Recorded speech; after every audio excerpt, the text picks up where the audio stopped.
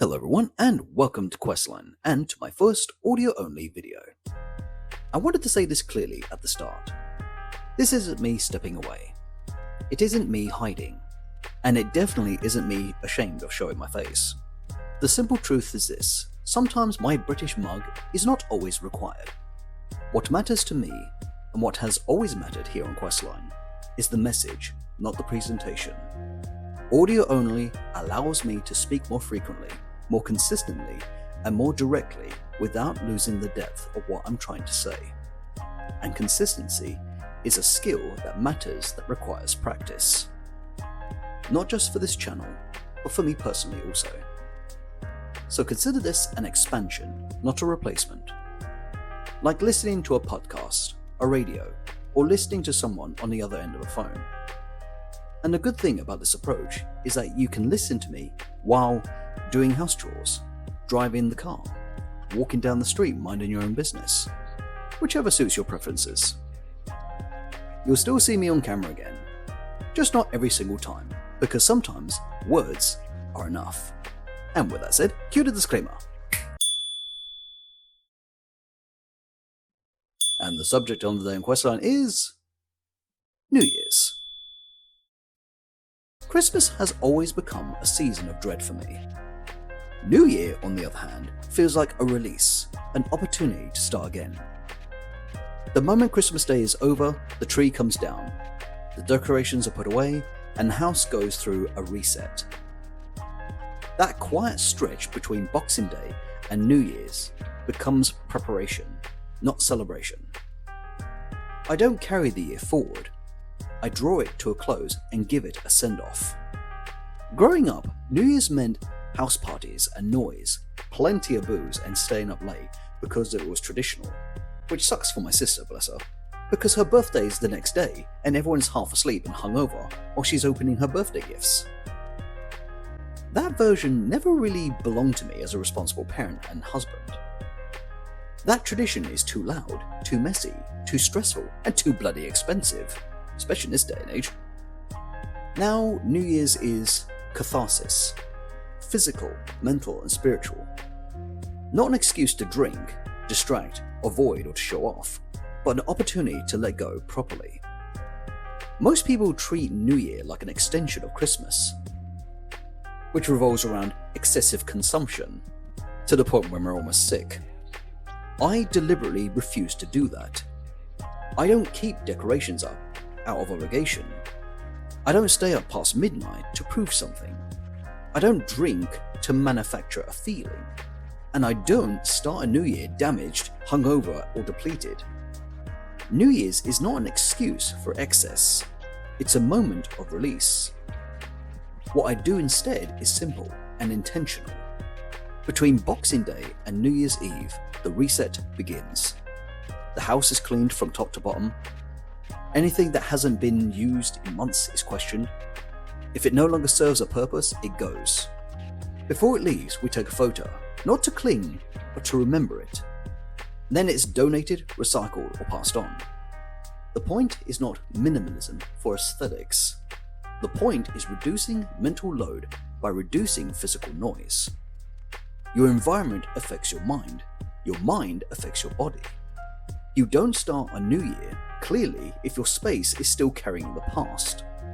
As the saying goes, the more things that you own, the more the things take ownership of you. But decluttering the house isn't the most important part. The most important part happens on paper. Before New Year's Eve, we write down everything we're letting go of. Our failures, our rejections, our losses, our regrets, our arguments, fights and conflicts, our missed opportunities and our disappointments. Not to erase them, but to remove their weight. When things stay trapped in your head, they rot and become cancerous to your mind, your body and your spirit. But when you put them on paper, they become manageable. You keep the lesson, but you release the emotional charge. On New Year's Eve, that paper is destroyed. Fire if possible, but disposed of if not. The act matters more than the method, because some endings need to be seen, not just thought of. This isn't about anger, it's about acknowledgement. This happened, this mattered, and now it is done with. New Year's isn't about pretending the past didn't hurt. It's about refusing to let the hurt dictate our present and our future. Only after this ritual I plan the year ahead. I don't make vague resolutions. I don't promise everything will be different. I choose one clear direction, sometimes two at most, and I build structure around it. Daily actions, weekly rhythms, monthly checkpoints. Tools help, systems help, even AI can help. But motivation never replaces structure. Hope without action is just comfort. That leads to the biggest lie people tell themselves every year. I'll start tomorrow. Tomorrow feels safe. Tomorrow feels responsible. Tomorrow feels like progress. However, psychologically, it isn't. Planning gives people a dopamine hit, so they feel change without changing anything. Nothing shifts in their environment. Nothing shifts in their habit. So by February, the resolution quietly dies. Change doesn't fail because people don't care. It fails because nothing is anchored in action. If there's one New Year's practice I'd pass on, is this. Write down what you're letting go of and destroy it. Stuffing one's face and stomach with food and booze doesn't resolve grief. Distraction doesn't heal regret. Avoidance just teaches pain where to hide. This ritual does something different. It acknowledges what happened and your role in it, and then releases the burden attached to it. You keep the lesson, but you let go of the weight. Not perfectly, because perfection doesn't exist, but enough to make the burden of life lighter. New Year's doesn't need more promises. It needs a proper send-off for the old year, and to celebrate the birth of the new. Thank you for taking the time to listen. I know time is the one thing none of us get back. If this resonates with you, please feel free to leave a like. If you want to hear more conversations like this, consider subscribing. And if there's a subject you'd like me to explore, something you think deserves a deeper look, leave a comment. I do read them. As we head into 2026, I've set myself a clear goal for this channel. 1,000 subscribers. Not for status, not for numbers, but because it means the ideas are reaching people.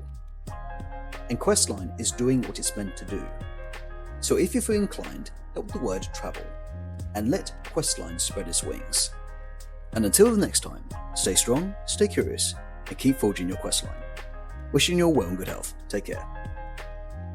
And cut, that's a wrap. Woo!